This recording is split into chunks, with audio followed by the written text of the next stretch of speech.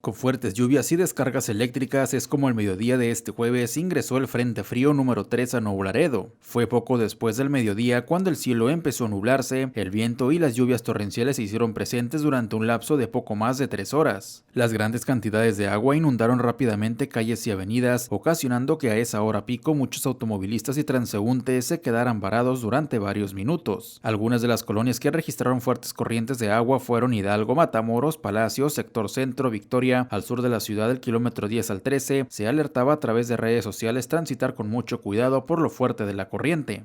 Se espera que para lo que resta de este día y la madrugada las posibilidades de lluvia y tormentas continúen, ya que existe un 50% de posibilidades y ante la inestabilidad del clima, este porcentaje podría incrementarse.